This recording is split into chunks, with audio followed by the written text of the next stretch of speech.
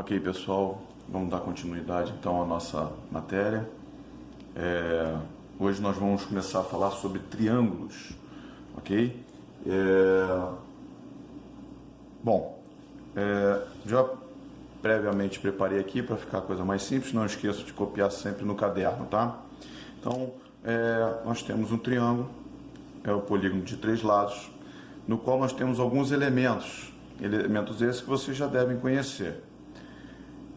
Esses biquinhos aqui, que são representados por essas letras maiúsculas, nós chamamos de vértice. Então nós temos o A, o B e o C como vértice.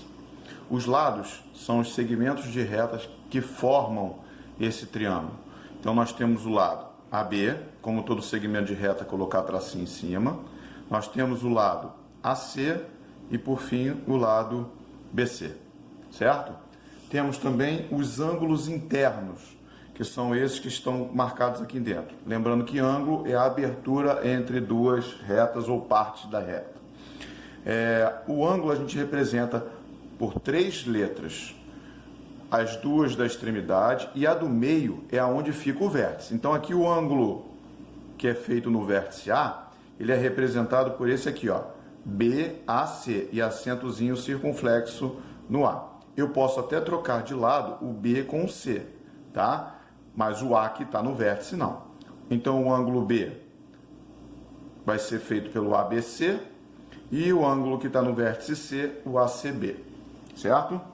Bom, isso vocês já viram em algum lugar do passado. O que nós vamos estar vendo hoje são algumas situações e relembrar também algumas outras. Condição de existência de um triângulo. Peguei aqui 2 canudinhos para a gente estar verificando isso. Será que sempre eu vou conseguir formar triângulos com qualquer pedaço, qualquer tamanho de segmentos? Vamos ver aqui. Eu vou cortar aqui, percebam que eu não estou usando régua, cortando nada. Então eu vou cortar aqui esse pedacinho, aí eu vou aumentar esse outro aqui, e esse outro aqui eu vou cortar um pouco maior. Então veja, cortei 3 segmentos distintos, sem marcar. Tá? Será que eu consigo formar triângulo? Se eu vier aqui e tentar formar esse triângulo, percebam, eu não consigo fechar o triângulo. Tá dando para vocês perceberem? Eu não consigo fechar. Por mais que eu movimente, ele não vai se fechar, certo? Então, o que isso quer dizer? Que dados 3 segmentos, nem sempre dá para construir esses triângulos. E aí, como é que a gente deve proceder? Tem uma regrinha, tem uma condição para isso existir. Então, vamos supor que eu tenha 3 lados, A, B e C, tá? Então, basta eu fazer o seguinte, escolho um lado, qualquer um deles. Então, vou escolher aqui, por exemplo, o lado A. Para que esse triângulo exista, ele tem que ser menor do que a soma dos outros 2 lados que eu não escolhi. E, ao mesmo tempo, esse mesmo lado tem que ser maior do que a subtração dos outros 2 lados. Então, perceba, isso aqui é o que a gente chama de condição de existência. Então, você pode pegar qualquer lado. Então, vamos ver aqui, ó. Podemos construir um triângulo com os segmentos 2, 3 e 6 centímetros? Será que eu consigo construir um triângulo? Então, vamos lá. Vamos escolher qualquer lado. Pode escolher qualquer um. 3, por exemplo.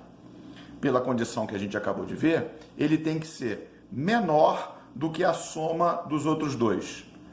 2 mais 6, 8. O 3 é menor do que 8? Sim.